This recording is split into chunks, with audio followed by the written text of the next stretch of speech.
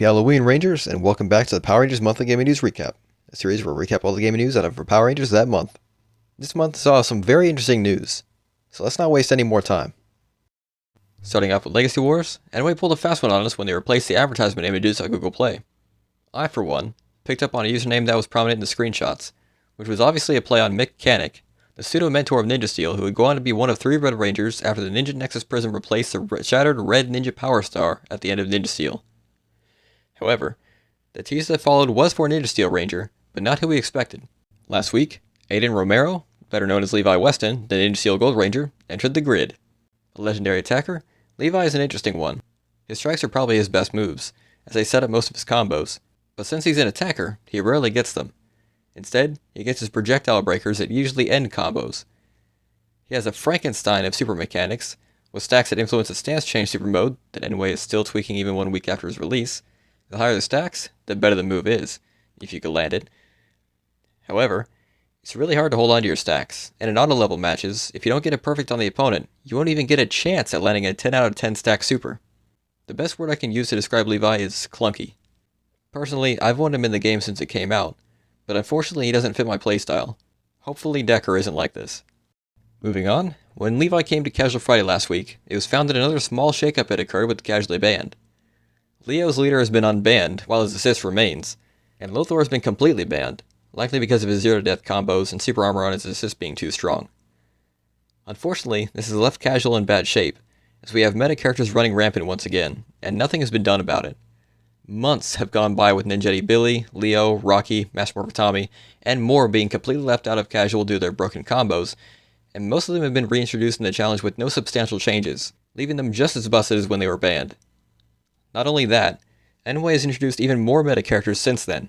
Justin, Nick, Ninjetti Kimberly, Master Zed, and Troy, just to name a few, and of that lot, only Nick and Master Zed have been banned.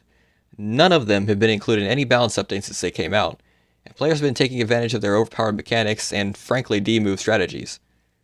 Hopefully Anime gets their act together so we can have a balanced game and a challenge where you can be any character you want without fear of running into an army of meta abusers. End of rant. Lastly for Legacy Wars, it was just a couple of months ago when Anime partnered with Xsola to bring us the Legacy Wars web store that offered extra crystals for using the website to make our crystal purchases. This week, Anime fully launched the web store, now called the Morphin Market, and to celebrate, they have a 5-day login event where you can claim 10 Master Z shards for both the leader and assist, along with coins, crystals, and legendary essence to upgrade them with. The event ends today, so log in with your player ID, found in the bottom left corner of the settings tab in-game, and claim your rewards before the end of the night.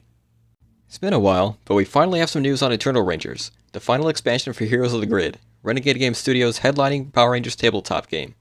However, this is news you probably didn't want to hear. Don't worry, it's not too bad, but it is disappointing. Due to quality control issues, Renegade has to do a mass reprint of cards, forcing them to delay the shipment of this final send-off from next month to January. Luckily, this has not affected digital portions of the Kickstarter pledge, so backers will receive the PDF version of the Player's Compendium and all the files they need to create their own content, which is a big focus of the box. I was going to start doing overview videos of Heroes of the Grid in November once I got the Ultimate tutorial video out, but I need Eternal Rangers for that, so Heroes of the Grid content on this channel will start in January instead. 2026 is going to be a good year for content, I can feel it. Next up, the Power Rangers crossover in Fortnite ends today as Chapter 6 Season 4, Shock and Awesome wraps up with a live event tomorrow morning, leading us into a month-long mini-season that bridges the gap towards Chapter 7. Before the Halloween event Fortnitemares started this month, the Bugs have been repelled in a final battle with OXR. The Power Rangers and their Dino Megazord played a key role in defeating the Hive Queens. To commemorate the battle, the Megazord's power sword has been left stuck in the ground at the side of the final battle. According to NPC dialogue, however, the Bugs retreated on their own, which is seen by the characters as unusual, so this may not be the end after all. This is evidently the end of the Power Rangers crossover, however, but if any more skins release in the future, I'll be sure to report on it. Lastly for this month's recap, we have another small update on Mighty Force. This month's Power Pass was led by Metallic Armor Yellow Ranger Aisha. Joining her in battle was Super Mega Force Yellow, In Space Black, and the Dino Charge Dark Ranger. The next Power Pass begins tomorrow, and at this time we only know who the headlining hero will be, and that's Leanbo, the Wolf Warrior. But that's all for this month. If you enjoyed, subscribe if you haven't, and tune in for the November edition of the Power Rangers Monthly Gaming News Recap. Until next time, this is Shard Collector, signing off.